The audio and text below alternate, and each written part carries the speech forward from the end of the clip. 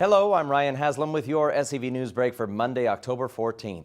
Students of Saugus High, Valencia High, and Rio Norte Junior High got a glimpse of State Senator Steve Knight on Monday as he toured their campuses. Senator Knight makes it part of his routine to tour the schools in his district. Principal Bill Boldy's tour of Saugus High focused on the school's vocational programs, including video production, auto mechanics, and woodworking. Senator Knight came away impressed, saying that he was pleased with the fact that the school could provide career paths for both students who wanted to go to college and those who wanted to directly go into the workforce. Knight has visited more than 50 schools during his time in office. A Santa Clarita delegation led by Santa Clarita City Councilwoman Marsha McLean was in Los Angeles Monday to discuss local concerns with the high-speed rail project. Santa Clarita officials wanted to notify the California High-Speed Rail Authority Board of their support of a 2-mile extension of a tunnel that would make sure the route does not pass through the SCV above ground.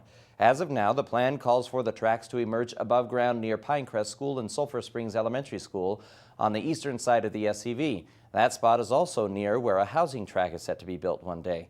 The next board meeting is scheduled to take place November 7th at the Metro Boardroom on One Gateway Plaza in Los Angeles. Coming up after the break, canines and felines of all colors and breeds enjoy a day at the park. More about the 13th annual Bow Wows and Meows Pet Fair next. SCV Newsbreak is brought to you by Action Family Counseling. My relationships were affected by my addiction in ways that are almost hard to describe.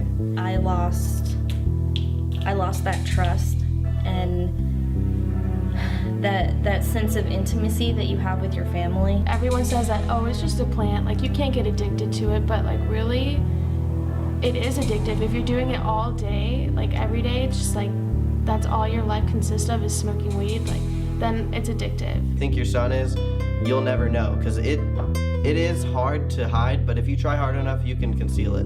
There's no face to addiction. Like your next door neighbor could be an addict and you have no idea. People we deal with are great people.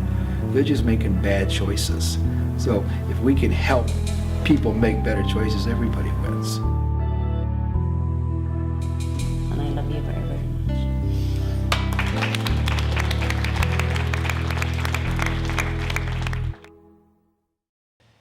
A 19-year-old Saugus girl died in a single vehicle crash in Idaho last week. Colleen N. Jackson was driving a 2005 Dodge pickup on Interstate 15 south of Shelley, Idaho, when the crash happened. Police say Jackson overcorrected an abrupt lane change and lost control of her truck. She and 2 passengers were ejected from the truck as it rolled over. Jackson was pronounced dead at the scene. Her 2 passengers were transported to local hospitals. Their condition is not known at this time. Police say none of them were wearing seat belts. A Valencia-based biopharmaceutical company is again asking the FDA to approve an inhalable insulin powder.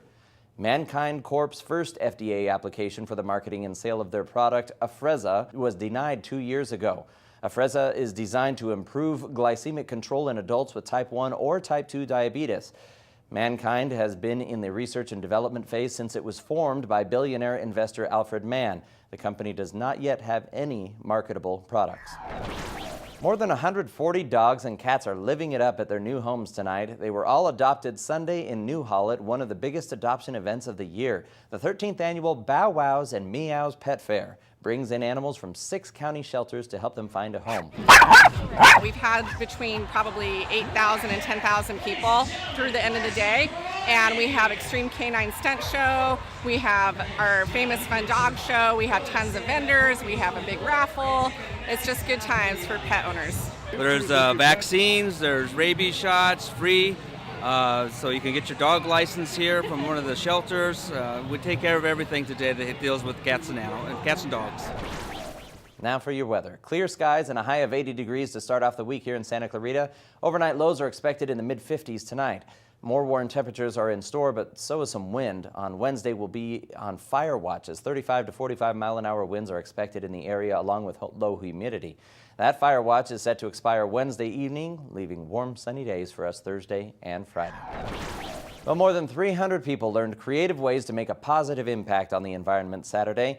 Green Up is a community action and education conference. It focused on what people can do to become more environmentally sustainable.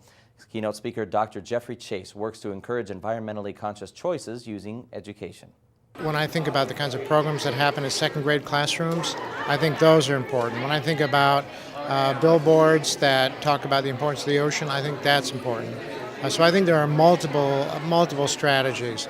I do think education is one of the key elements because that's the time when we have to really build the kind of skills and abilities that students are going to need. The first time event featured model buildings designed to use environmentally safe products. Also, hybrid and fully electric vehicles were on display for car buyers to examine. That's all we have for you tonight. For more Santa Clarita news, log on to hometownstation.com or scvnews.com. Thank you for watching. I'm Ryan Haslam. SCV Newsbreak is brought to you by Action Family Counseling.